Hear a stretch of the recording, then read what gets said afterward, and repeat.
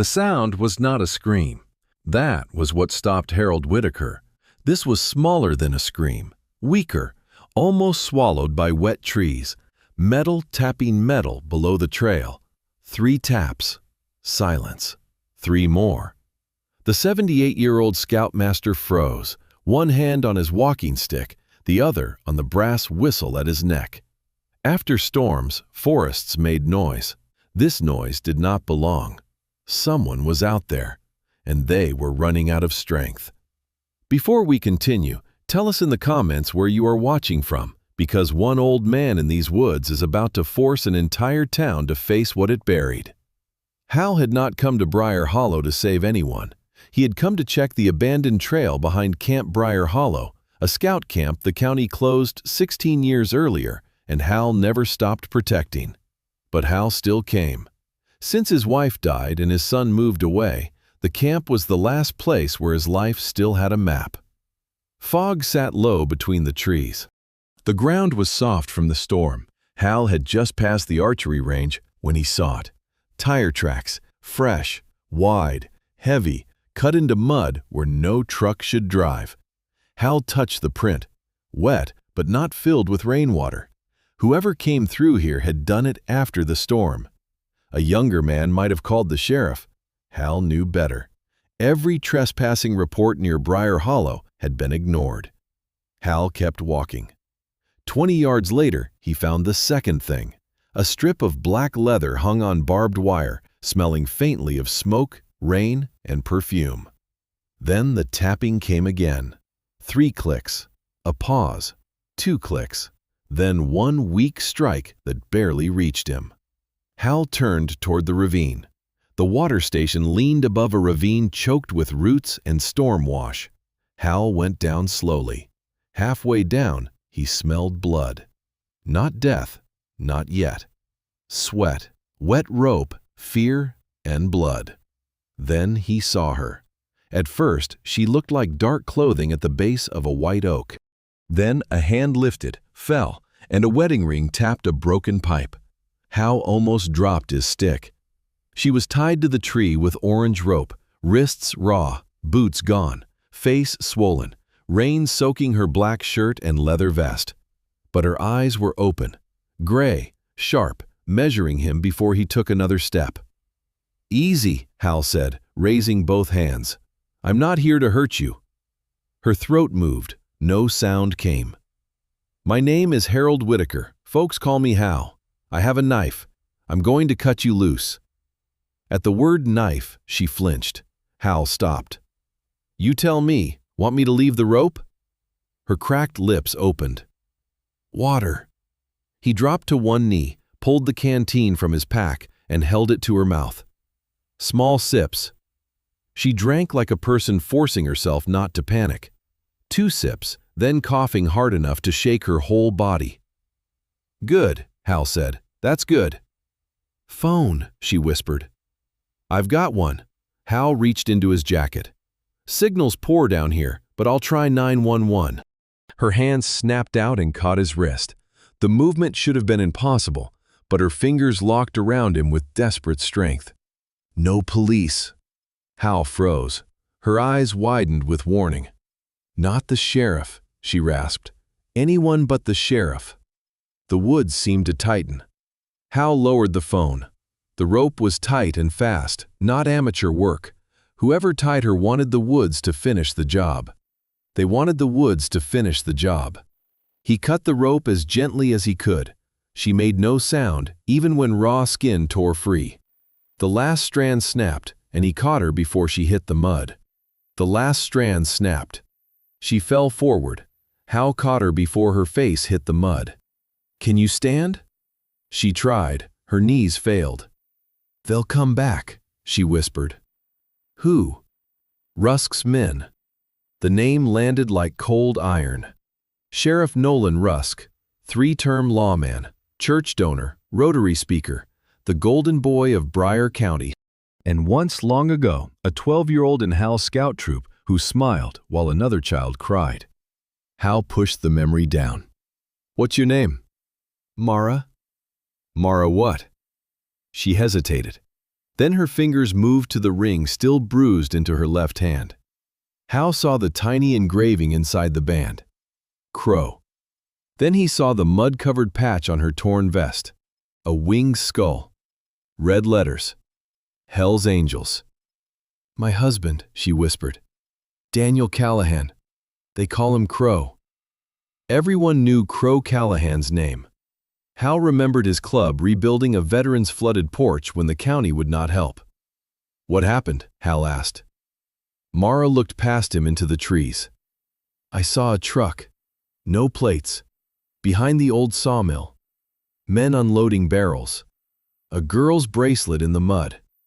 Her voice shook now. "I recorded it. They ran me off the road before I could send it." "Where's your phone?" "They took it." Above the ravine, an engine growled. Not a motorcycle. A truck. Slow. Heavy. Moving without headlights. A door opened. Then another. Male voices drifted through the fog. "Check the tree first." Mara's face drained of color. Hal closed his knife. She leaned close enough for him to feel her shaking. "They came back," she whispered, "to see if I was dead." Hal did not move first. That saved them. Above them, boots crushed mud. "Rope still there?" one man asked. "Better be. Sheriff said she wouldn't last till morning." Mara's fingers dug into Hal's sleeve. "Can you crawl?" he whispered. Her answer was movement. Hal guided her behind a fallen hemlock into a dark hollow under ripped-up roots. He knew this ravine. The men above did not. The men above were younger, armed probably, but they did not know the land. That was his only advantage. A flashlight beam swept across the tree where Mara had been tied. "Damn it! She's gone? What's it look like?" A boot kicked the trunk. "She couldn't have gone far. Look at the ground."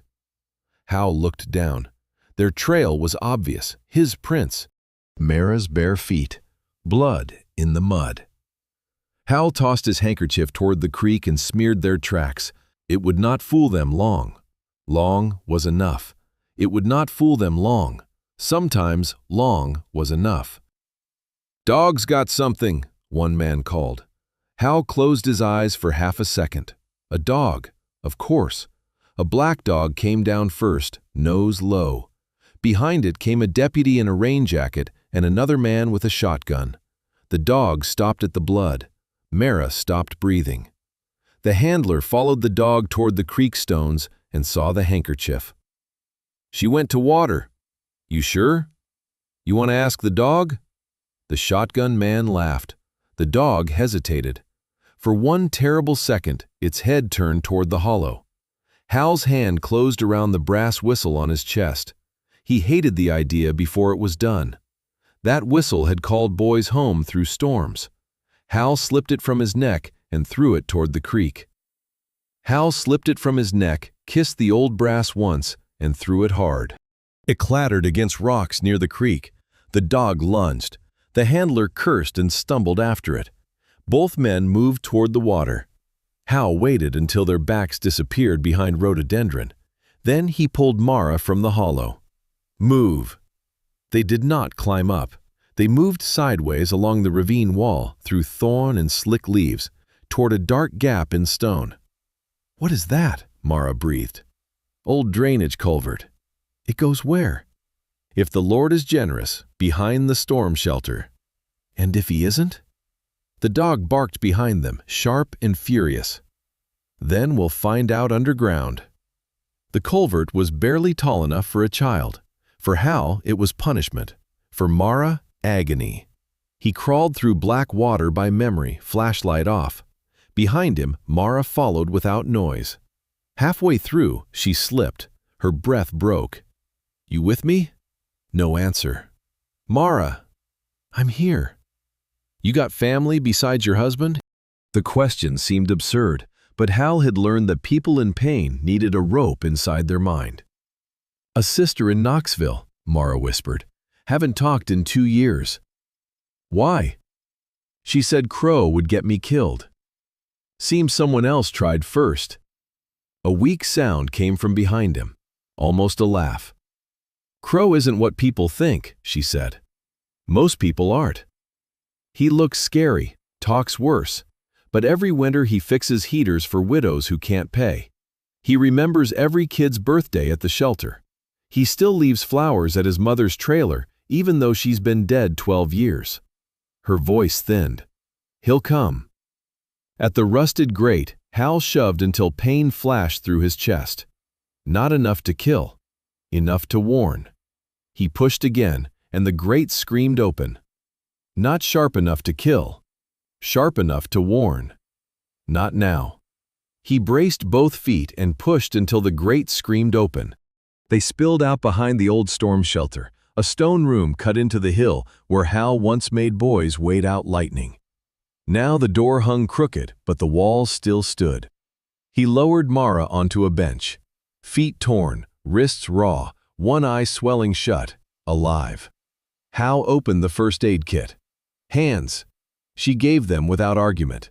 That scared him more than blood. He cleaned the rope burns. She pressed her forehead to the stone and refused to pass out. "Tell me the sawmill," Hal said. "Why?" "If you faint, I need to know what I'm walking into." She swallowed.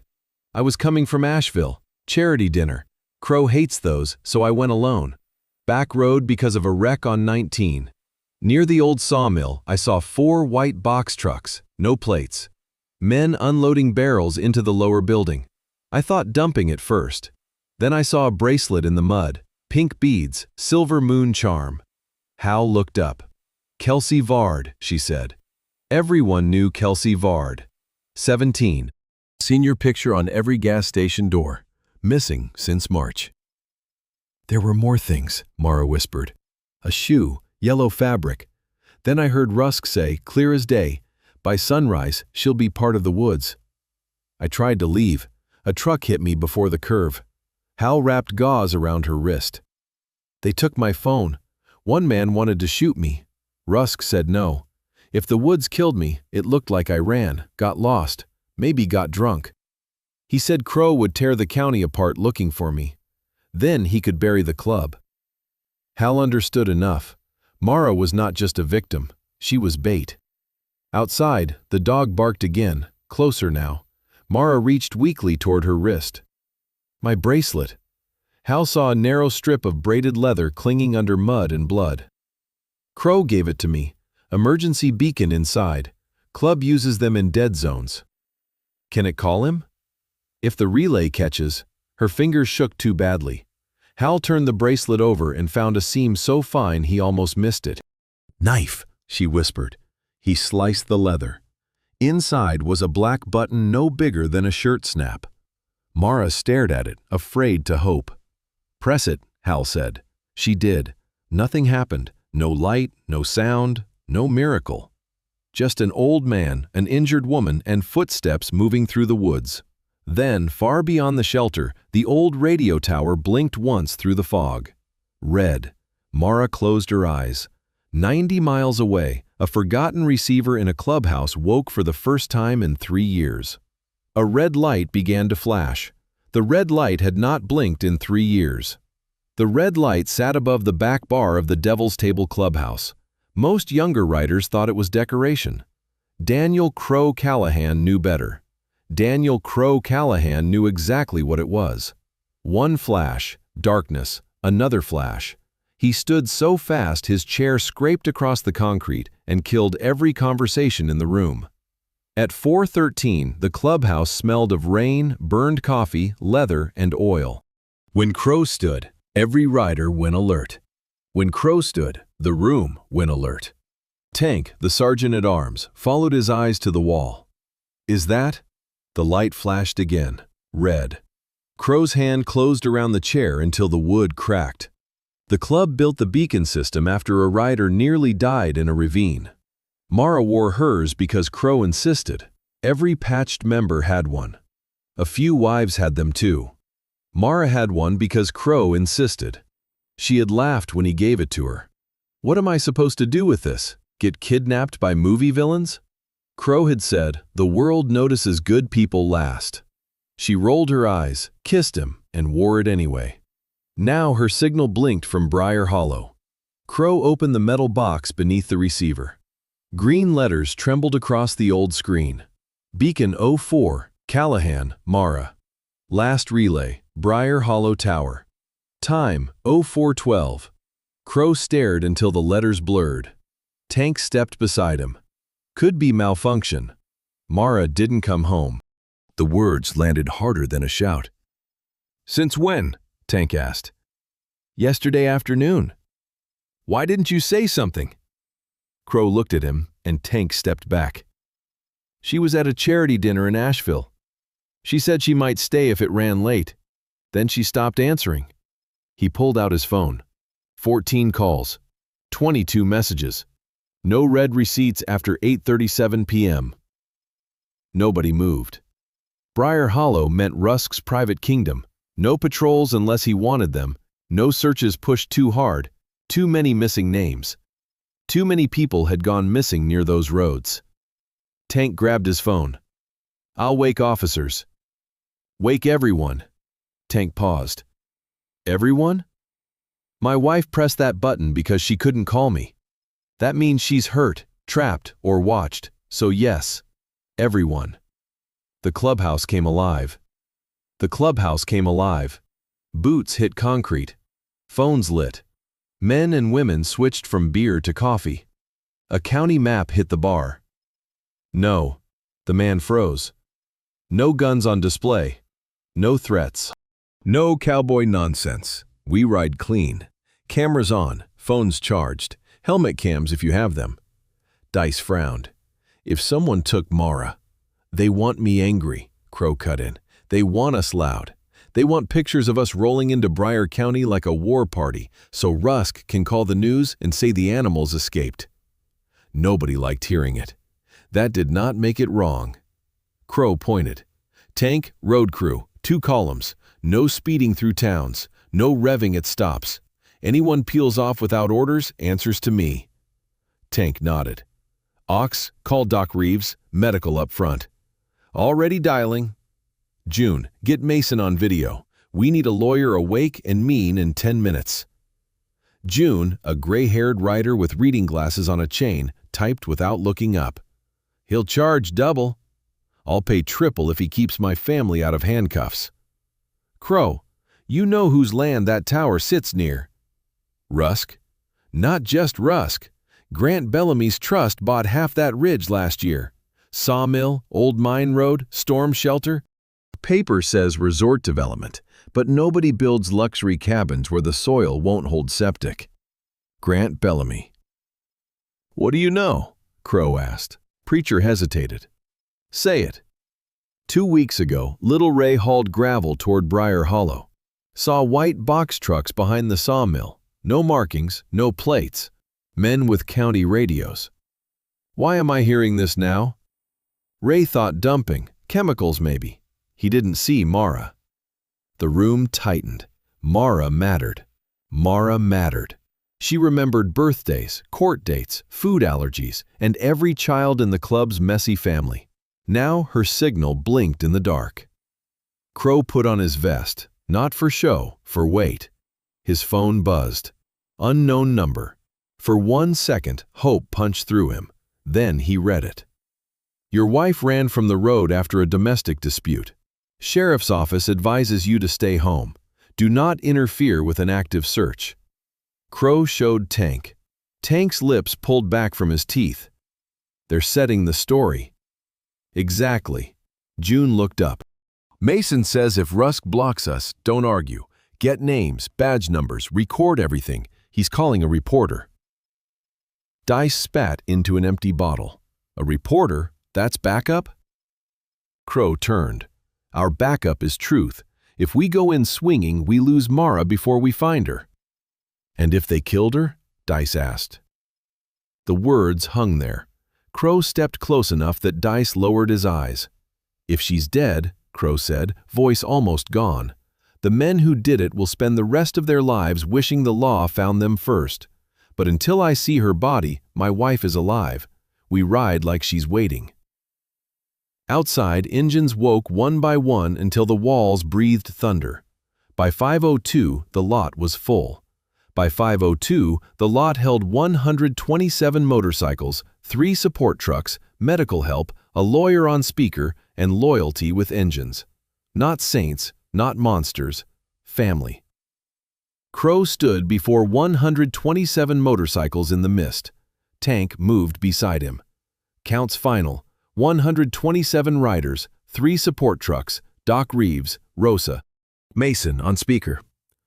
Preacher came with a folded county map. His finger tapped Briar Hollow. The beacon hit this tower.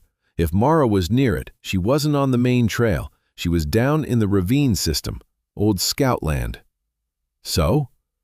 There's one man alive who still knows those trails. Harold Whitaker, old scoutmaster, lives alone off Mill Road. Before Crow answered, his phone rang. No caller ID. He put it on speaker.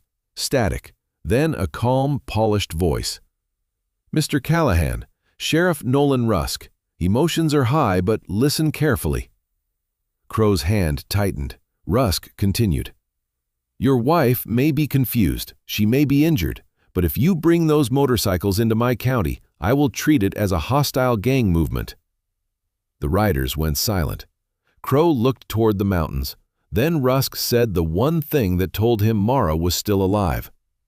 Go home, Daniel, before she gets hurt worse. Crow let the threat sit on speaker long enough for every rider to hear it breathe. Tank stepped forward. Dice cursed. An engine revved once, angry. Crow raised one hand. The sound died. Sheriff, Crow said, calm enough to scare his own men. How does my wife get hurt worse if you don't know where she is? Static. Then Rusk chuckled. You're emotional. A large movement of known Hell's Angels creates risk. For my officers, for civilians, for your wife, if she's unstable. If? She left her vehicle after what appears to be an argument. Mara was alone. Not what preliminary evidence suggests. What evidence? A witness heard shouting near her car. A witness you found before sunrise?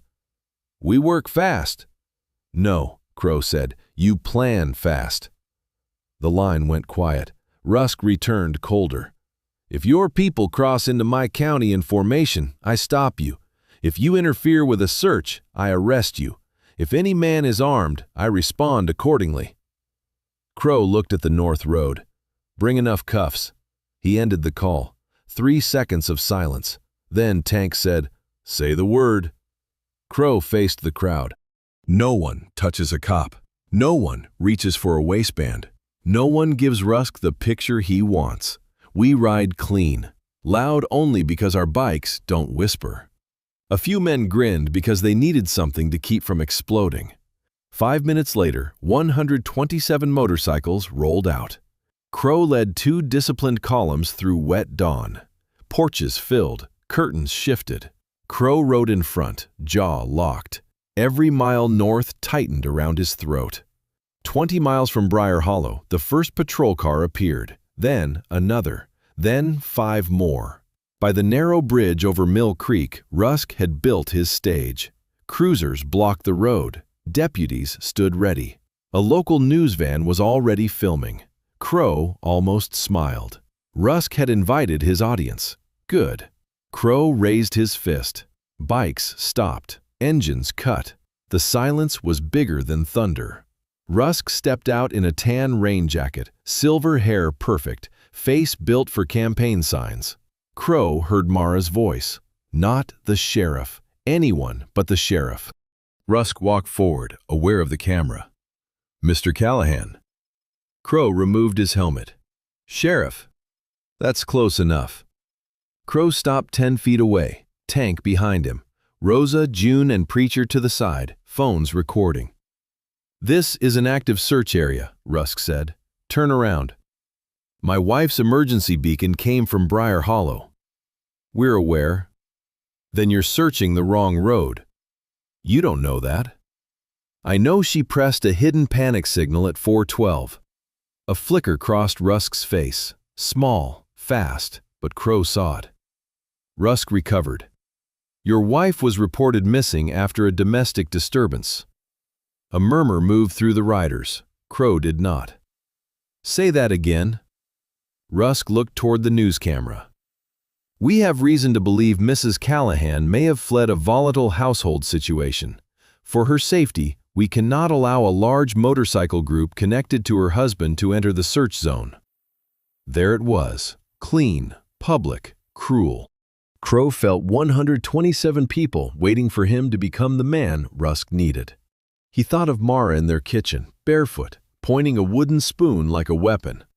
"Don't make me defend your temper in public, Daniel." He breathed once, then stepped toward the camera instead of the sheriff. "My wife is Mara Callahan. Her emergency beacon activated at 4:12 in these woods. Sheriff Rusk is refusing to let her family search." Rusk's mouth hardened. "Turn that camera off." June smiled thinly. "Too late. We're live." For the first time, Rusk's mask cracked. A deputy approached. "Sheriff?" Rusk snapped. "What?" The deputy leaned in, not quietly enough. "Message from Cole. Old man has her. They're moving north." Crow heard it. Tank heard it. Preacher heard it. Rusk knew they had. The bridge seemed to tilt. Crow took one step. Tank caught his vest from behind, not pulling, reminding. "Who is the old man?" Crow asked. Rusk smiled again. "I don't know what you think you heard." Preacher unfolded the county map and tapped Mill Road, then the old camp. "Harold Whitaker, scoutmaster, knows every trail up there." The reporter swung the camera toward Rusk. "Sheriff, is there an elderly civilian in the search area with the missing woman?" Rusk's face went flat. "No comment." Crow turned. "Preacher, take 6. Check Whitaker's house. Quiet. If he's not there, find maps, radios, anything." Rusk barked. "Nobody leaves this road." Crow looked back. "Arrest us for checking on an old man?"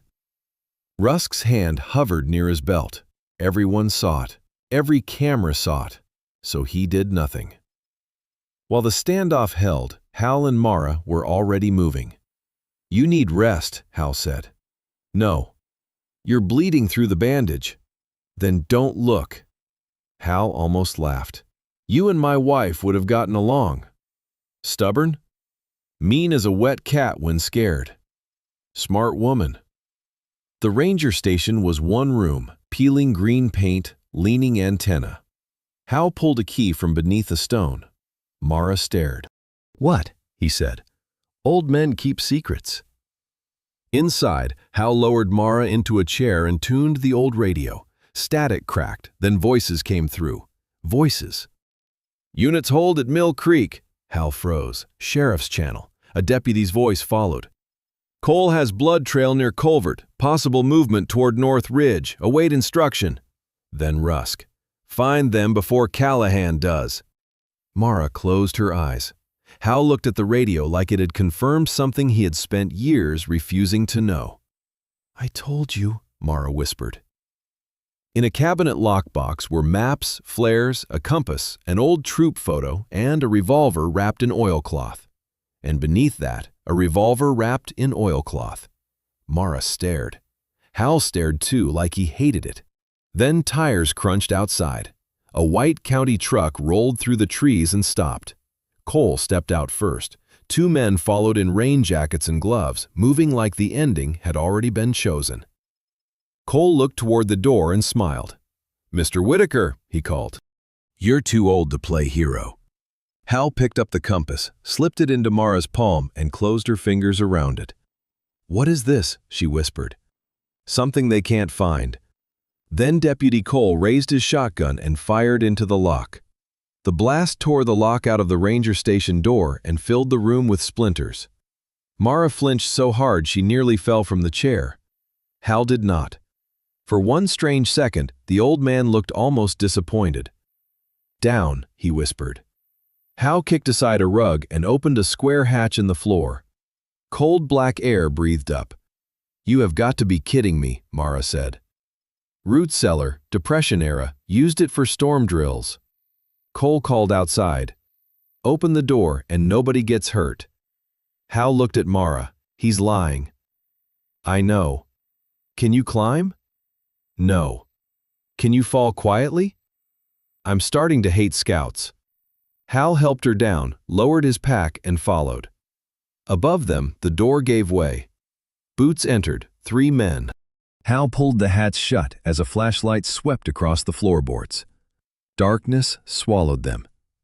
Mara heard Hal searching the wall. A latch clicked.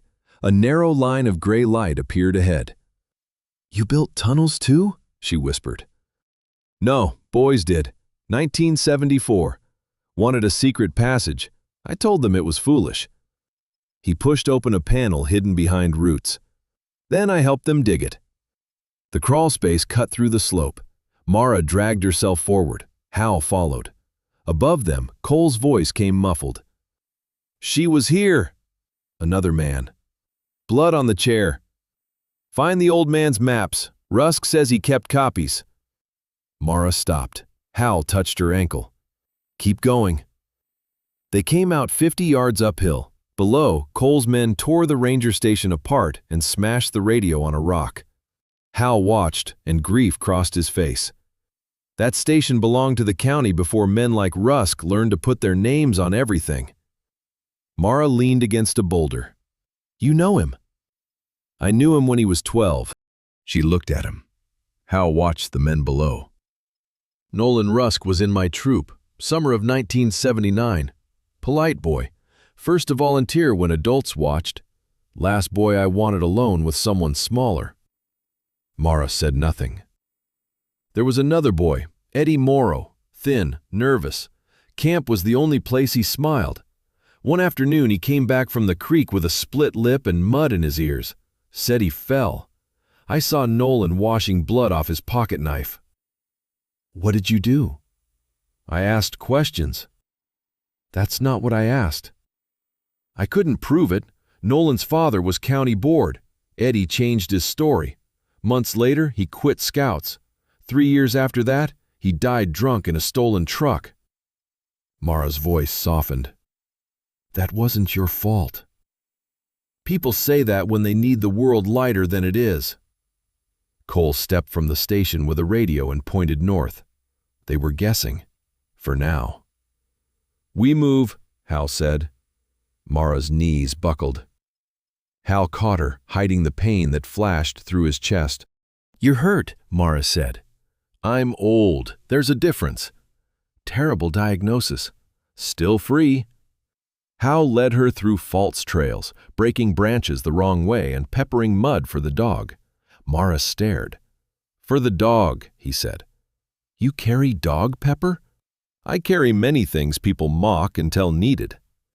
Despite everything, Mara almost laughed. That sound kept him moving.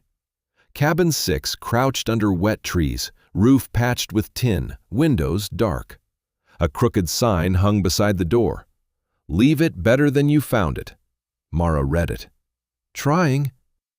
Cabin 6 held broken cots, a cold stove, old manuals, and faded merit charts. Hal lowered Mara onto the least broken cot. "Don't sleep." "Wasn't planning a nap." "You look like a woman planning a nap." "I look like a woman tied to a tree." "Fair." He found matches, cord, an emergency blanket, and an old tin of hard candy. He gave her one. "Sugar." She put it in her mouth. "Orange." "Best flavor." "Wrong. Cherry." "Trauma has affected your judgment." For the first time, Mara smiled. Then her bare foot knocked something loose beneath the cot. A floorboard shifted. "Hal." The plank sat wrong, not rotted, lifted recently. Hal pried it up. Beneath it was a plastic evidence bag, clean, new. Inside, a black thumb drive and a folded paper. Mara pushed herself up. Hal opened the paper. Briar, Phase 2. Below it, dates: March 3rd, March 18th, April 9th, May 22nd. Mara whispered, "Kelsey Vard disappeared March 18th. Hal turned the paper over. A black triangle. Inside it, initials. G.B. Mara's face changed. Grant Bellamy. Bellamy Construction, Bellamy Resorts, Bellamy Family Foundation. Bellamy beside Kelsey's parents promising a reward. "Why is this here?" Hal asked. "Because somebody hid it." "Who?" "After they tied me up, I heard someone arguing with Rusk, a man. He said, 'This wasn't the deal. You said no women.' Then someone hit him." Hal looked toward the floorboard. "You think he escaped?" "I think he tried." Outside, a crow called once. Then silence. Hal moved to the window. Fog, pine trunks, wet leaves. Then a figure stepped between the trees. Deputy Cole. He held Hal's brass whistle. Cole lifted it to his lips and blew one long note. The sound cut through the woods like a memory being murdered. Mara tried to stand. Hal held out a hand. "No." Cole's voice floated through the trees. "Mr. Whitaker, Sheriff Rusk told me when you were scared, you ran to little scout cabins." Two men appeared behind him. One had a shotgun. The other had a red gas can. Hal looked at the thumb drive, then Mara, then the iron stove. "Mara," he said calmly, "listen carefully." Cole smiled. "Come out, old man, or we burn it with both of you inside." Hal had taught boys fire safety for half a century. How to build one, how to kill one, how to know when smoke meant warmth and when it meant death. So when Cole's man lifted the gas can, Hal did not look at the door. He looked at the floor. "Mara, stovepipe goes through the back wall. Clean-out hatch is loose. Behind it, crawl gap under the cabin." "You want me to crawl under a stove?" "I want you to live." Outside, Cole called, "Last chance." The clean-out latch fought him, then gave with a metallic shriek. Mara flinched. Outside, the men went quiet. Cole laughed. "Moving furniture, Harold?" Hal slipped the thumb drive into the hollow of the old compass and pressed it into Mara's hand. "Do not lose this." "What about you?" "Right behind you." She knew he was lying. "How?" He gripped her shoulder. "Your husband is coming, but he needs proof more than revenge. Proof." Gasoline splashed the front wall. Mara dragged herself to the stove and squeezed through the gap, rage carrying what strength could not. Cole heard. "She's moving." The shotgun man stepped toward the door. Hal grabbed the candy tin and threw it across the cabin. It struck the far wall and spilled candy with a rattling crash. The shotgun blasted through the door. Wood exploded inward. Hal dropped behind a cot as pellets shredded the wall above. Mara disappeared under the cabin. Cole shouted, "Alive, you idiot! Rusk said alive until he gets the drive." There it was, the drive. They knew. Gasoline slid under the door. Hal shoved the emergency blanket into the gap, then tied cord around the stove leg. Bowline, slip hitch, half hitch. Knots were memory. Knots were order. Knots were what a man used when the world became chaos. The door burst open. Cole entered with shotgun raised, rain dripping from his cap, wearing the calm of a man used to obedience. "Hands." Hal stood slowly. Empty hands. White hair damp with sweat. Cole scanned the room. "Where is she?" "Who?" The man behind Cole swung the shotgun toward Hal's chest. Cole stopped him. "Don't. He wants that." This one was not stupid. That made him worse. "She's hurt," Hal said. "Needs a doctor." She needed to mind her business. "And Kelsey Vard?" The room changed. Cole's face did not move, but the man with the gas can looked down for half a second. Enough. Cole saw it too. "Get outside," Cole snapped. The gas can man hesitated. "I said outside." Cole stepped closer. "You found something." "Mostly mold." Cole struck him across the face. Hal hit the cot and tasted blood. Under the floor, Mara stopped crawling. Hal could feel the cabin holding its breath. Cole crouched. "Where's the drive?" "What drive?" Cole sighed and pulled out Hal's brass whistle. He turned it in his fingers. "Rusk said you blew this and every kid came running, like dogs." Hal's eyes sharpened. "There he is," Cole said. Outside, a man called, "Tracks behind the cabin." Mara. Cole moved toward the back wall. Hal pulled the cord. The stove shifted. Its rusted pipe tore loose, dumping soot and black dust into the room. Cole cursed. The shotgun man fired by instinct. The blast shredded rafters. Hal knocked the lamp down. Glass shattered. Oil spread. "Fire!" he shouted, and panic did what pain could not. "Fire!" Hal shouted. Panic did what pain could not. The shotgun man stumbled backward. Cole turned, coughing, blinded. Hal swung his walking stick with both hands. It struck Cole's wrist. The whistle flew and skittered under the cot. Cole grabbed Hal by the coat and drove him into the wall hard enough to crack boards. For a moment, Hal saw white. Then he saw Mara through a gap near the floor, dragging herself beneath the cabin toward the trees. Still moving. Good girl. Cole leaned close. "Think she can crawl faster than a dog?" Hal smiled through blood. "No." Cole's face twisted. Hal kneed his thigh, broke his balance, shoved with everything left. They crashed through the rotten side door. Rain, mud, shouting. Hal rolled down the slope and slammed into a stump near the creek. Above him, Cole staggered up. The gas can man pointed. "I see her!" Mara was 20 yards away, crawling through ferns, one hand clenched around the compass. The shotgun man raised his weapon. Hal reached for a stone. No plan, no knot, no tunnel. Just an old man with one rock and not enough strength. Then the sound came, low at first, so low it might have been thunder under the mountains. Cole froze. The shotgun barrel lowered a fraction. The sound grew. Not one engine, many, rolling through the valley, climbing the county road, shaking wet leaves. Mara heard it too. She stopped crawling. Her body sagged, and for the first time since Hal found her, she sobbed. "That's Crow." Cole grabbed his radio. "Sheriff, we've got a problem." Static. "What problem?" Cole looked toward the ridge where engine thunder grew louder. Lights flickered between trees. One pair, then 10, then more than anyone could count. "They're here," Cole said. A line of motorcycles appeared on the upper road like a black river breaking through the forest. Cole swallowed. All of them. The first motorcycle broke through the fog like something the mountain had released. Then the road above Cabin 6 filled with helmets, wet leather, chrome, headlights, and thunder.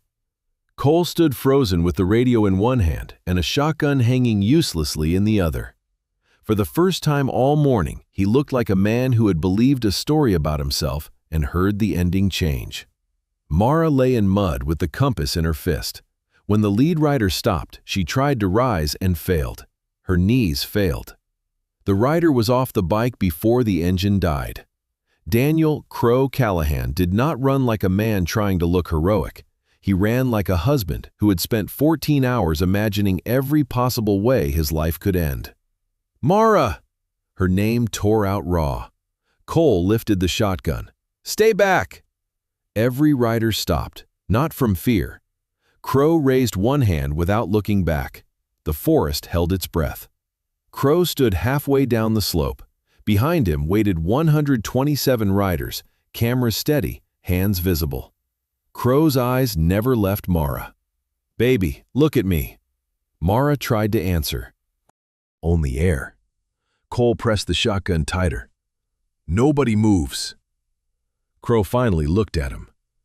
"What did you do to my wife?" Cole swallowed. "Active law enforcement." Tank laughed once.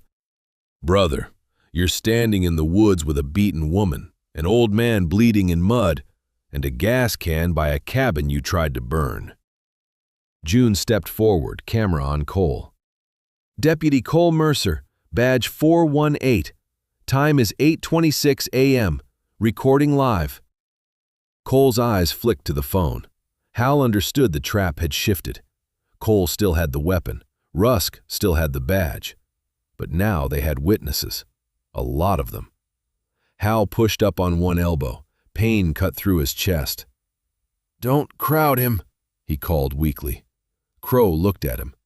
Hal was mud, soot, blood, and shaking hands, but his eyes were clear. "She has proof," Hal said. "They know it." Mara's fingers tightened around the compass. Cole saw. His shotgun shifted toward her. Crow moved one step. Cole barked, "Back!" This time, Crow stopped because Mara looked at him. One look. A whole marriage passed between them. Rage, relief, warning, love. Crow forced his hands open. "Okay, nobody's moving." Rosa ignored him. She walked down the slope with both hands raised. "Medical!" Cole swung the barrel. "Back up!" "She's bleeding. He's bleeding. Want them dying on camera while you point that thing at me?" Cole hesitated. Rosa kept coming.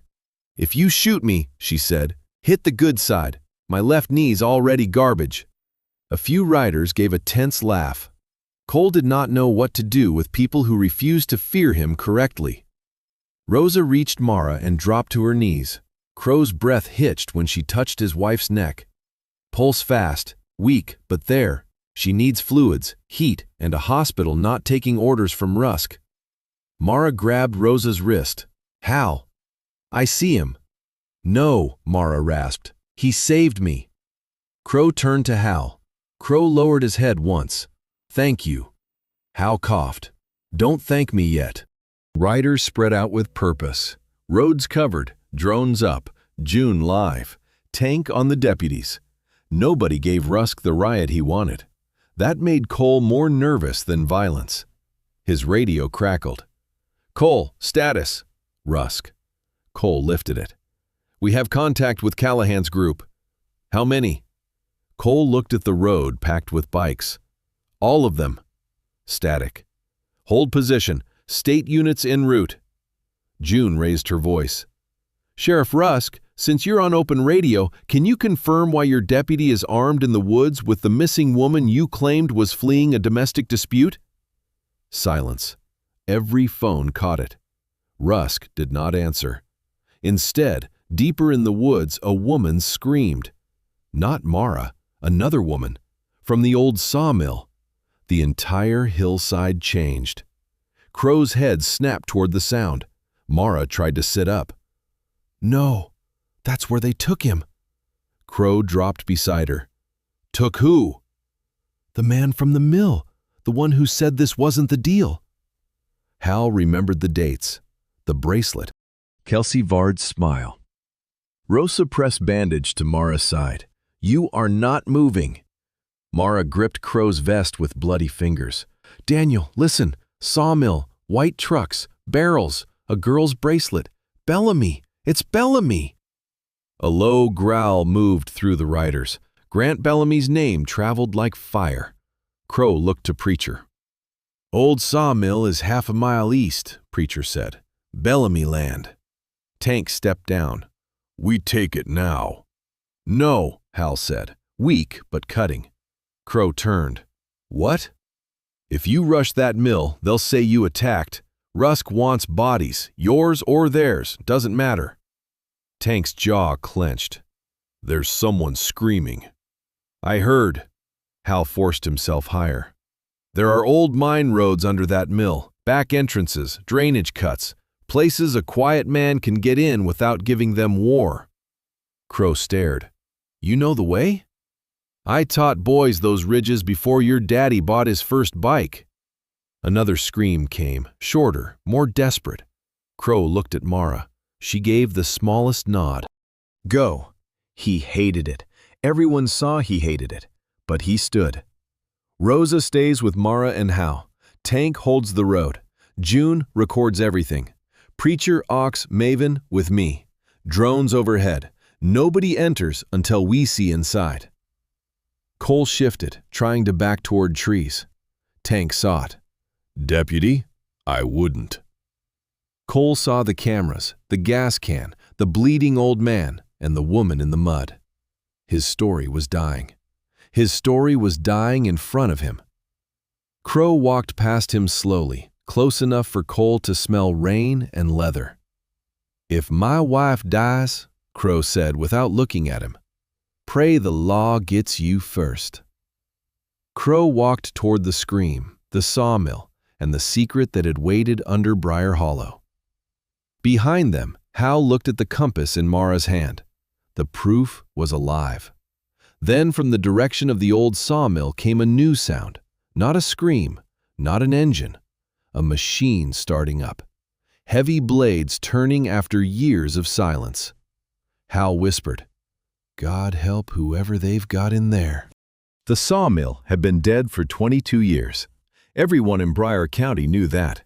People had stopped talking about the sawmill years ago. But dead places do not leave fresh tire tracks. But dead places do not have fresh tire tracks. Dead places do not have security cameras hidden in birdhouses. And dead places do not start their blades at 8:41 on a rainy morning. Crow heard the machine before he saw it. The machine coughed, screamed, caught, then settled into a hungry rhythm that shook the wet boards. Preacher crouched beside him behind rotted timber. "That thing shouldn't have power," Ox pointed. "Generator." Behind the mill, a tarp-covered generator spat smoke. Cables ran through a broken window. 2 white box trucks sat nearby with no plates. Mara had been right. Men moved inside. Clean jackets, dirty work. One guarded the front. Another dragged something heavy across the floor. Then the scream came again. Muffled, inside. Crow started forward. Preacher caught him. "Crow!" "My wife heard that." "I know. She said there was a man." "If you kick that door in, every camera they planted catches a Hell's Angel rushing armed men on private property." "You think I care about property?" "No, I think Mara does." That stopped him. Preacher's face was grim. "She didn't crawl through hell with proof so you could give Rusk a headline." Crow looked through the slats. Inside, under a dangling chain light, a man in a dark raincoat stood with his back to them. Grant Bellamy. Grant Bellamy stood before Little Ray, the gravel hauler, who was tied to a chair under a chain light, blood on his face. Crow recognized him. Little Ray, the gravel hauler. Bellamy spoke softly. "You had one job, Raymond. Deliver gravel. Take the check. Forget the road." Ray lifted his head. Blood ran from his nose. "I didn't know." "No, but you talked." "I didn't." Bellamy sighed. One of his men punched Ray in the stomach. The chair rocked. The blades screamed behind him. Crow's vision narrowed. Ox whispered, 10 seconds. "Quiet," Preacher said. The drone feed showed the layout. Front entrance, generator, 2 trucks, armed men, and a rear trap door. And a trap door at the rear. Hal's voice crackled through Crow's earpiece, strained but clear. "Crow, you hearing me?" "Yeah." "Back of that mill, there used to be a sawdust chute. Drops into lower storage. If it's sealed, you're stuck. If it isn't, you're in." Crow looked at Preacher. They moved. They moved low through rain and machinery. Ox blinded one camera with mud. Maven killed an outer light. The sawmill kept running. Good. They found the chute, a rusted metal mouth angled into blackness. Ox peered in. Ugly drop. Crow was already climbing. Preacher caught his vest. "Let me first." "No. You're no good tomorrow with a broken neck." Crow hated him for being right. Preacher lowered himself in and slid down. A grunt. "Clear. Smells like wet rot and bad decisions." Crow followed. The chute dropped them into old sawdust beneath the mill. Crow smelled chemical sweetness. He swept his flashlight. Plastic barrels lined the wall, some with fake farm labels, some leaking scars into concrete. Maven crouched. "Not resort development."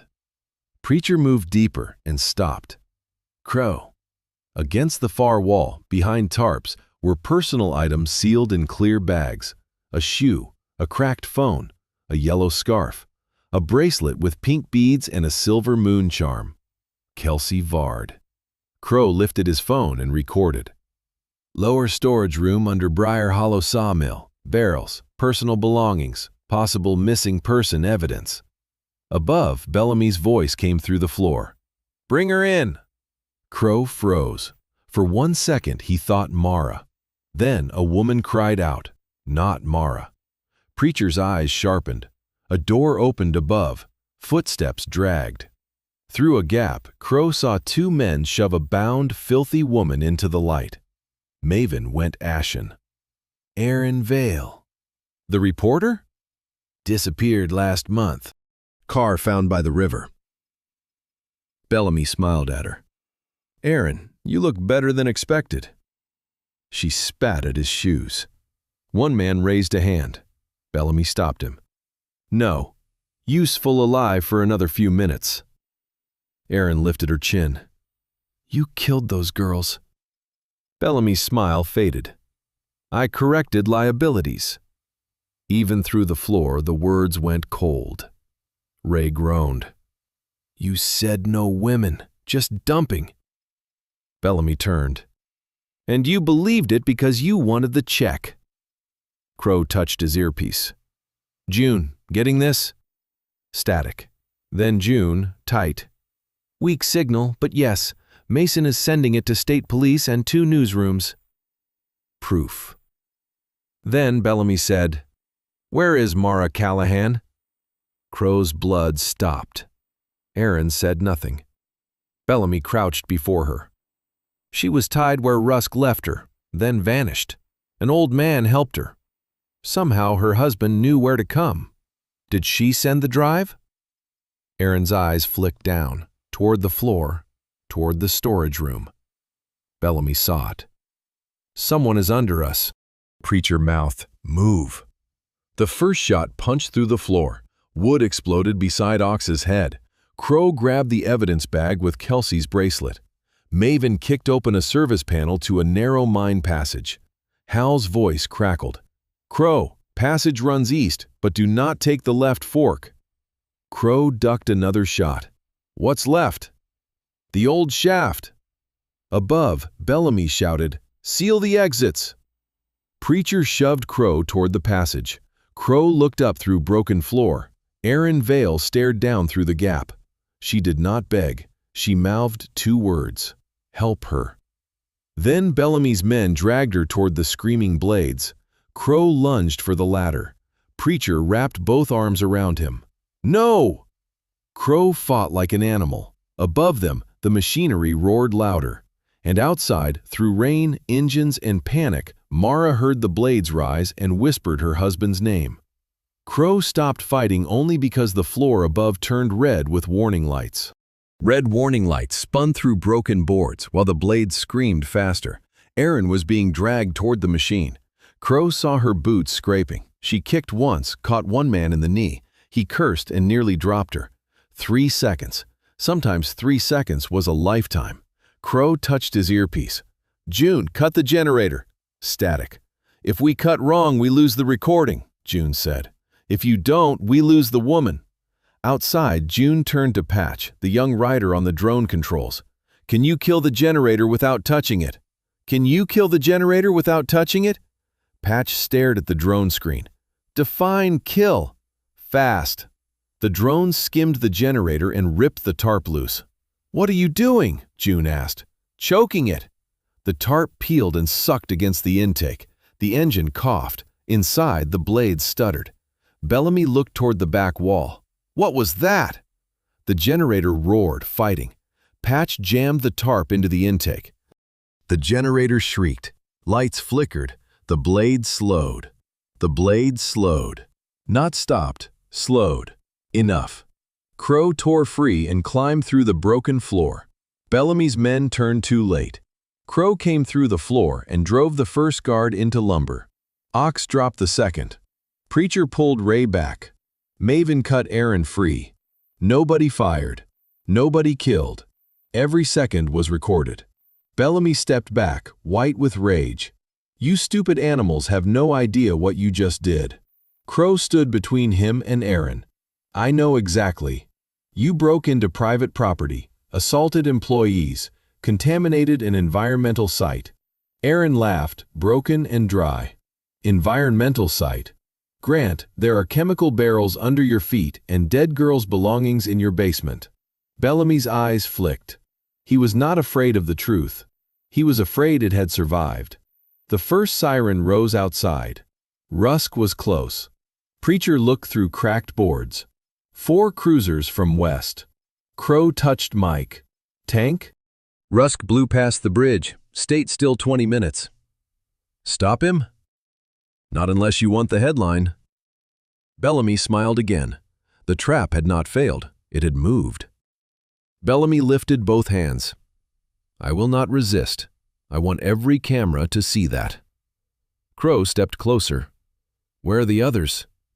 What others? The girls. Aaron grabbed Crow's sleeve. Don't. He wants you angry. I am angry. No, he wants you stupid. That reached him. Crow looked at Maven. Get her out through the lower passage. Aaron shook her head. No, I know where they moved the ledger. Bellamy's face changed. Ledger? Crow asked. Names, payments, dates, county officials, judges, contractors, girls, witnesses. Her voice cracked.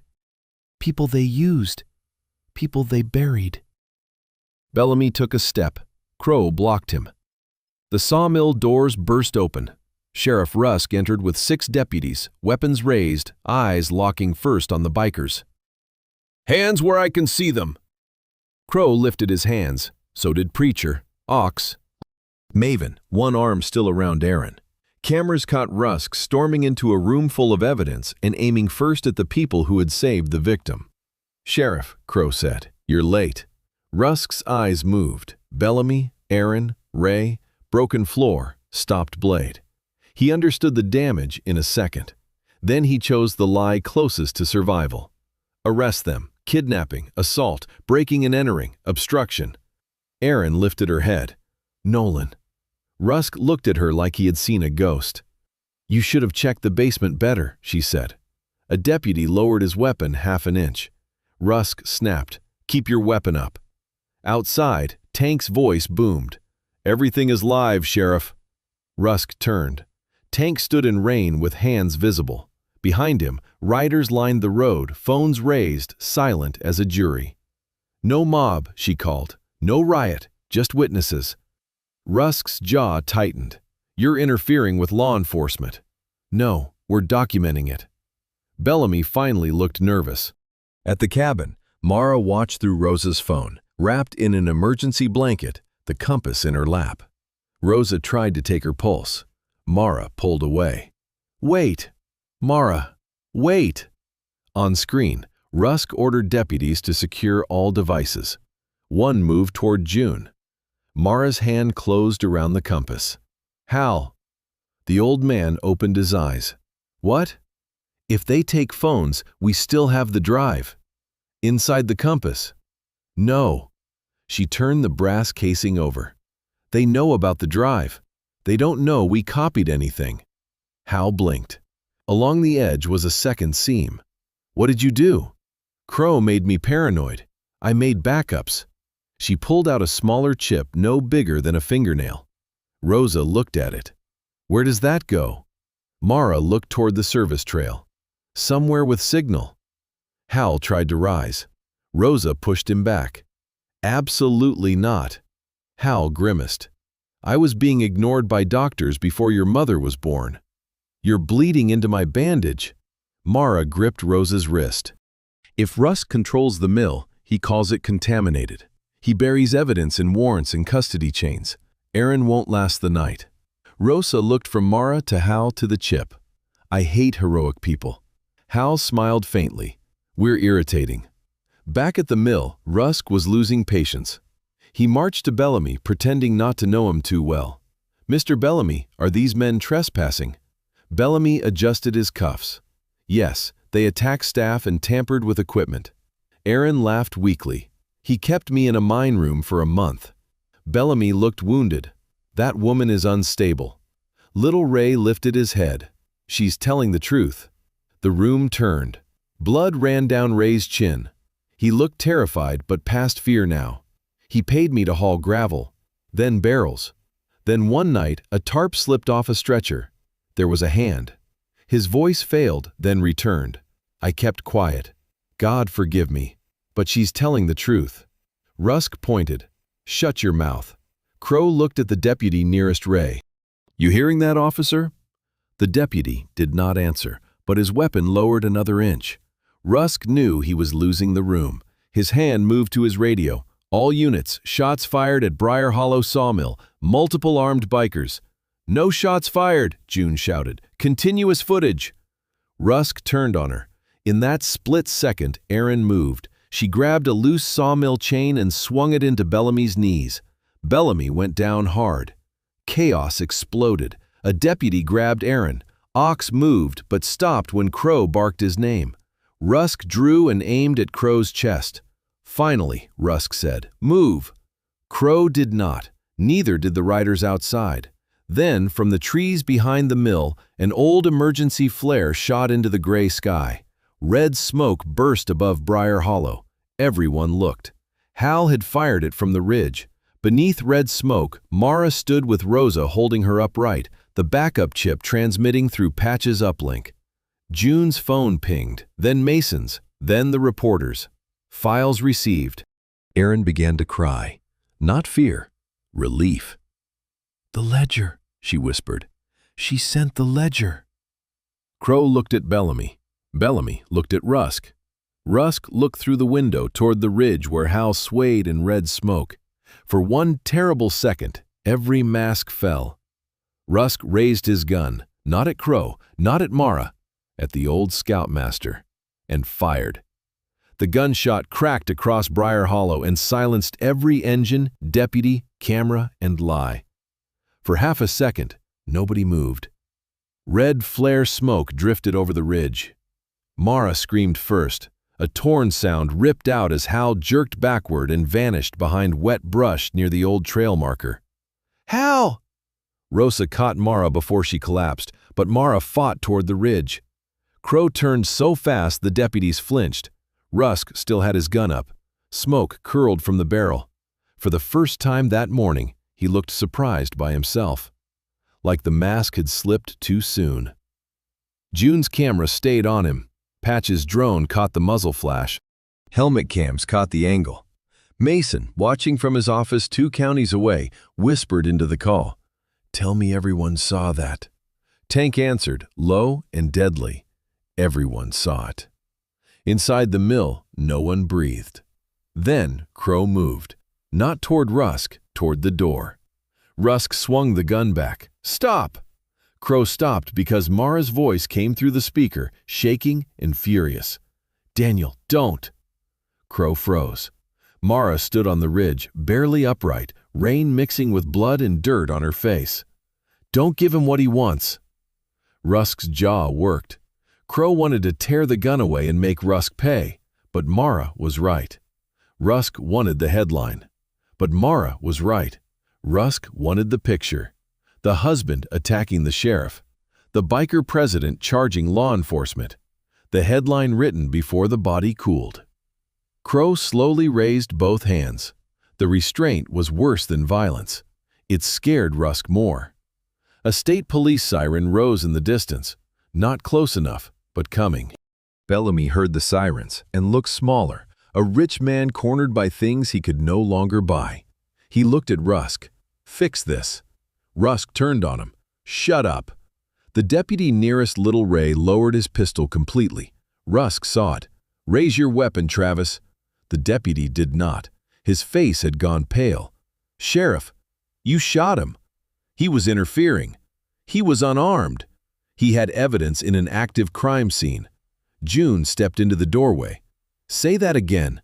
Say the elderly man you shot was interfering because he had evidence. Rusk pointed the gun at her. Tank moved one step. Crow snapped, Tank! Tank stopped, eyes on the trigger.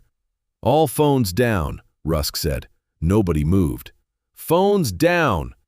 Outside, 127 riders raised their phones higher. A wave of screens rose through rain. Every camera pointed at the badge and the gun.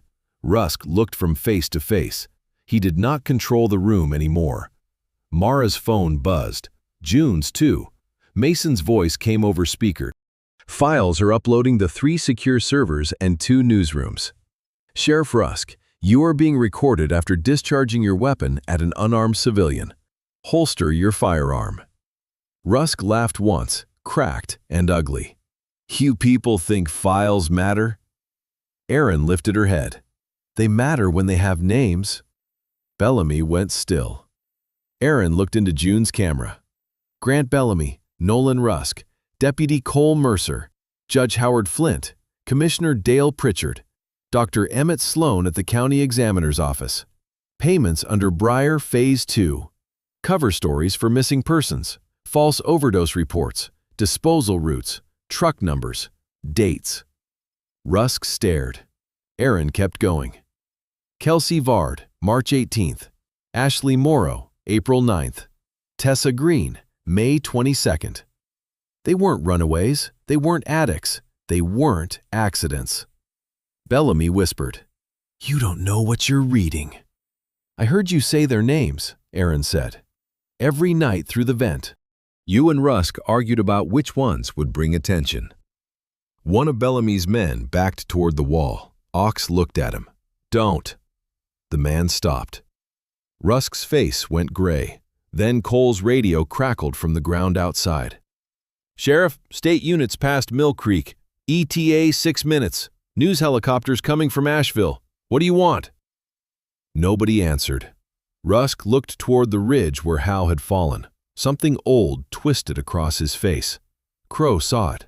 So did Mara. Not fear. Recognition. Hal had not just found a victim. He had found the boy he failed to stop 47 years ago. Rusk stepped toward the doorway, gun still in hand. Crow blocked him. "You're not going near him. Move." "No. I said move." Crow leaned closer. "You can shoot me too, Nolan, but this time everyone watches you decide." For a moment, Rusk looked ready. Then a groan came from the ridge. Small. Human. Alive. Mara tore free from Rosa and stumbled toward it. Rosa cursed and ran after her. Crow's head turned. That was the opening Rusk needed. He shoved Bellamy into Crow's path, grabbed Erin by the shoulder, and dragged her in front of him. Maven lunged. Rusk pressed the gun to Erin's temple. "Back!" Everyone stopped. Erin did not scream. Her eyes locked on Crow. "Don't trade the drive for me," Rusk yanked her. "Shut up." Bellamy crawled toward the side door, but Ox planted one boot on his coat and pinned him. Crow's voice dropped. "Nolan." Rusk backed toward the rear passage. "You have no idea what you walked into. You think this is about a few girls. Bellamy didn't build this alone." Erin's breath hitched. Crow heard it. Rusk smiled, worse than the gun. Briar Hollow is one stop, one road, one room in a house with 1,000 doors. Bellamy closed his eyes like Rusk had said too much. June's camera zoomed. Rusk realized and pulled Erin tighter. Outside, Mara reached Hal. Hal lay beneath the trail marker, blood soaking his jacket, eyes open. "Hal, stay with me." He focused through fog. "Did it send?" "Yes." "The ledger?" "Yes." He breathed out, almost smiling. "Good." Rosa slid beside him, ripping gauze. "Bullet through shoulder, maybe missed lung. Nobody celebrate." Hal winced. "Wasn't planning to dance." Mara laughed and cried at once. Then Hal's eyes shifted toward the mill. "What?" He grabbed her wrist. "Rusk knows the mines." "What?" "He knows the left fork." Inside, Rusk was backing toward the lower passage with Erin as shield. Hal fought Rosa to sit. "That passage splits. Right goes east, left drops into old shaft, another ladder, hidden. We used it after the 68 collapse. If he reaches it, he comes out at Bellamy's private road." Mara turned toward the smoke. "Daniel!" Crow heard her. So did Rusk. For 1 second, the sheriff's eyes met Crow's. Then Rusk fired into the ceiling and vanished backward into the mine passage with Aaron trapped against him. Crow ran after him. Preacher grabbed a flashlight and followed. Maven went next. Behind them, Bellamy screamed from the floor, "You don't understand. If Rusk talks, we're all dead." Ox looked down. "We?" Bellamy's face twisted as state police sirens reached the yard. Deep beneath the sawmill, in the dark left fork Hal warned them about, Aaron saw something painted on the rock wall. A black triangle, then another, then a whole line leading into the shaft. Rusk pushed the gun into her back and whispered, "Now you know why nobody leaves Briar Hollow." The mine swallowed Crow whole. The mine swallowed Crow, turning rain and sirens into cold, dark stone. "Aaron!" His voice bounced back broken. Aaron did not answer.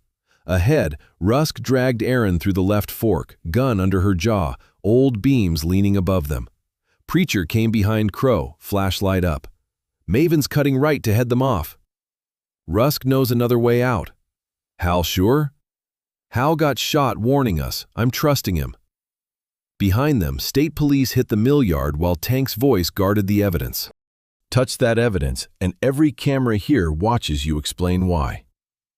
Crow could not think about Bellamy, only Aaron, only Mara. Above the ridge, Mara knelt beside Hal while Rosa worked over his shoulder.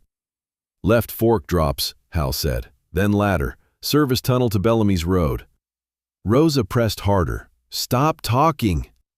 "If Rusk reaches that road, he gets to the airstrip," Mara turned. "Airstrip?" "Bellamy's private strip, 2 miles east." Mara looked toward the mill yard. Bellamy was being pulled up by state troopers, pale but calculating. He saw Mara watching him. For 1 second, he smiled. Not because he had won, because he still believed someone else would pay. Mara stood. Rosa grabbed her wrist. "No!" "Crow is underground. Hal is bleeding. Aaron is with Rusk. Bellamy heard airstrip too." "You can barely walk." "Then don't let me fall." Rosa stared, then swore and shoved gauze into Hal's good hand. "Hold pressure. If you die while I'm gone, I'll be furious." Hal managed, "Motivating." Mara and Rosa saw Bellamy bolt from a young trooper toward the service road. Bellamy leaned close and said something Mara could not hear. The trooper hesitated. Enough. Bellamy twisted, drove an elbow into the young man's throat, and bolted toward the tree line. "Bellamy!" Mara shouted. He looked back. His smile vanished. Rosa grabbed for Mara, but she was moving. Not fast, not strong, like a woman who should have been dead and was furious she wasn't. Bellamy ran toward the service road, slipping in mud, one hand clutching something under his coat. A black ledger wrapped in plastic. The original. Mara saw it. "Stop him!" 2 riders turned. Bellamy cut left toward the old bridge over the drainage creek. Mara followed. Each step tore through her ribs and feet. Her vision narrowed to Bellamy's back and the black ledger. At the bridge, Bellamy stopped. Not from exhaustion, because Crow's bike blocked the far end. Tank stood beside it, silent, massive, unmoving. Bellamy turned and saw Mara at the other end. No podium, no boardroom, no sheriff. Just wet planks, swollen creek, and the woman he ordered left to die. "You don't understand that book," Bellamy said. "I know exactly. It isn't mine alone." "Good." His face twitched. Mara held out her hand. "Give it." Bellamy laughed, panic bent into the sound. "You think your biker husband protects you from men who don't wear badges because they own the people who hand them out?" Mara kept walking.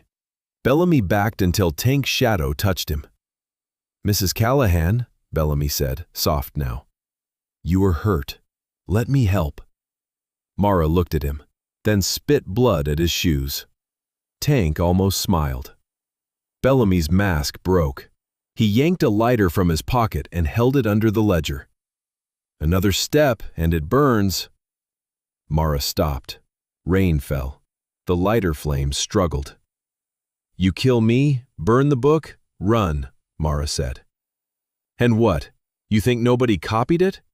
His eyes flicked. Fear. "We sent it," she said. "Newsrooms, Lawyers, state police, servers you'll never touch." "No." "Grant, you're already dead. You're just still standing." Phones behind Tank pinged, then another, then another. News alerts. The ledger was out. Bellamy heard the sounds spreading across the yard. His lighter hand lowered half an inch. Mara moved. Mara hit Bellamy's wrist. The lighter flew. Tank drove him to the bridge planks. The ledger slid to Mara's feet. She picked it up. Her knees buckled. Rosa caught her. "Mara!" Mara was looking toward the sawmill, toward the ground beneath it, because deep below, a gunshot echoed from the mine. Crow heard the shot as Aaron fell. Not hit. Thrown. Rusk shoved her down loose rock and ran for a rusted ladder bolted into the shaft wall. Crow lunged and caught Aaron before she hit a beam. She gasped. "He has charges." Crow's blood went cold. "What?" "Explosives, on the beams. He said if he can't own the story, nobody gets evidence." Preacher's flashlights swept the tunnel. There. Gray packets wired to old support posts, blasting caps. A red light blinked on a timer strapped to the center beam. 2:11, 2:10. Crow's voice dropped. "Preacher." "I see it." Above them, Rusk climbed fast, boots kicking rust flakes down. He looked back with a face twisted beyond fear. Hatred. "You should have gone home, Daniel." Crow handed Aaron to Preacher. "Get her out." Preacher grabbed his arm. "Crow, get her out." Preacher pulled Aaron toward the right fork. Crow looked at the timer. 1:48. Then up at Rusk. He climbed. The ladder shook, rust cutting Crow's palms as Rusk kicked at rungs above him. Crow kept climbing. Rusk reached the service tunnel and vanished into gray daylight. Crow hauled himself after him. He emerged in rain behind the sawmill near Bellamy's private road. Maven was there. Rusk struck Maven with the pistol and ran for a black SUV under the trees. Crow ran. Rusk reached the driver's door. Crow caught him and slammed him against the SUV. The gun clattered into mud. For one terrible second, no camera was close enough to stop what Crow's hands wanted. Rusk smiled through blood. "Do it. Be what I said you were." Crow's hands tightened on his collar. Mara's voice cut through rain. "Daniel!" She stood at the edge of the road with the ledger against her chest, barely held up by Rosa and Tank. Broken. Alive. Crow let go. Rusk sagged, laughing softly, thinking he had won something even in defeat. Then Maven stood behind him and pressed Hal's old brass whistle against his neck. "On your knees," Maven said. Rusk looked at him. Then state troopers running up the road. Then phones raised behind them. Slowly, Sheriff Nolan Rusk got on his knees in the mud. For 1 second, everyone believed it was over. Then the ground under the sawmill shuddered. Crow's head snapped toward the building. The mine. The charges. Preacher's voice exploded through the earpiece. "Crow, we're not clear! Shaft's coming down!" The first blast hit beneath the mill like a giant fist. Windows blew outward. The roof jumped. Riders shouted. Troopers ran. Smoke burst from the foundation. Mara screamed Crow's name, but Crow was already running back. The second explosion ripped through the lower storage room. Inside the collapsing dark, Hal heard the mountain fall and whispered the word he had taught every lost boy to follow. Whistle. Whistle. The first blast knocked everyone to the ground. The second made the forest jump. Windows blew out. Boards cracked. Smoke rolled from the foundation, swallowing the yard. Mara hit mud on one knee. Ledger clutched to her chest. Rosa tried to pull her back. "Stay down!" Mara stared at the sawmill. Crow had run inside before the second blast. "No!" Then louder. "No!" She tried to stand. Her body refused. Tank caught her under the arms and held her back as the front wall sagged inward. "Let me go!" Tank's face twisted. "I can't." Inside the dust, men shouted names. "Preacher!" "Crow!" Aaron! A trooper staggered from the smoke. Riders dragged little Ray out before a beam crushed the loading dock, but Crow did not come out. Preacher did not come out. Aaron did not come out. On the ridge, Hal forced himself onto his elbow. Hal forced himself onto one elbow. Pain screamed, but the old rule rose above it. The old rule. When boys are lost, the scoutmaster calls. Hal searched the mud beside him. Nothing. His whistle was gone. Cole had taken it. Maven had used it on Rusk. It was down by the road, useless and too far. Hal looked at the sawmill through red flare smoke. The mine had collapsed. The tunnels would be blind, full of dust and no direction. Men inside would need sound. Unless... He turned to the old trail marker. A rusted tin triangle hung on the old trail marker, once used as a camp dinner bell. Hal dragged himself toward it. Hal dragged himself to it, every inch costing blood and breath. He reached the marker and pulled the metal stake from the ground. Mara saw him below. "How?" He raised the stake and struck the triangle. Clang. The sound rang thin through smoke. Not enough. Again. Clang, clang, clang. 3 short. Pause. 3 long. Pause. 3 short. Sauce. The sound carried into the collapsed shaft where Crow lay pinned under a beam, dust in his mouth. He heard it like a memory he did not own. Clang, clang, clang. Crow opened his eyes. Darkness pressed against his face. Nearby, Preacher coughed. Aaron cried quietly, just enough to prove life. "Crow," Preacher rasped. "You still with us?" Crow tried to move. Pain answered. "Yeah." "What the hell is that sound?" Crow listened. 3 short, 3 long, 3 short. He almost laughed, but coughed instead. "The old man." Aaron's voice shook. "Is that outside?" "Yeah, that's outside." They moved toward it.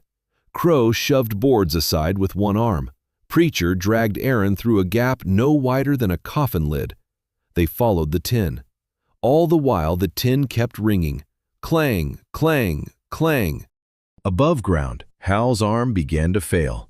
Mara crawled to Hal because walking was impossible. Rosa followed with the trauma bag. "Stop," Rosa said when she reached him. "Hal, stop, you'll bleed out." Hal lifted the stake again. His hand shook so violently he nearly missed. Clang. "They need sound. They need you alive." He looked at Mara. His face was gray. His eyes wet from pain he no longer had strength to hide. "Did they get the book?" Mara held up the ledger. "Yes." "The files?" "Everywhere." Hal nodded, then struck again. From the collapsed foundation below, Tank shouted, "Quiet!" Every rider stopped yelling. Every trooper stopped barking orders. For one impossible moment, the yard went silent except for rain, fire, and Hal's weak metal signal from the ridge. Then someone inside the rubble struck back. Once, pipe against stone. Mara's head snapped toward the sound. Again, clang, crow. The yard erupted. "North wall! Get pry bars! Move that beam!" Bikers and troopers ran together. No one asked who wore a patch. 20 minutes later, Preacher came out first, bleeding from the scalp, half carrying Aaron Vale. Then Crow appeared. His jacket was torn, face black with dust. One arm hung wrong, but he was alive. Mara reached for him. Crow crossed the yard like nothing in his body mattered. He dropped to his knees and took her face in both hands. Neither spoke. Some moments are too large for language. He pressed his forehead to hers, and Mara finally broke. Not for long, just long enough to be held. Rusk sat handcuffed in mud. Bellamy lay face down on the bridge, screaming for lawyers who had stopped answering. The ledger went live before noon. By 3, the state attorney general announced a special investigation. By 6, Judge Howard Flint resigned. By midnight, the names of the missing were read on every major station in the state. By morning, Bryer County learned what Hal Whitaker had known for years. A town does not rot because monsters hide in the woods.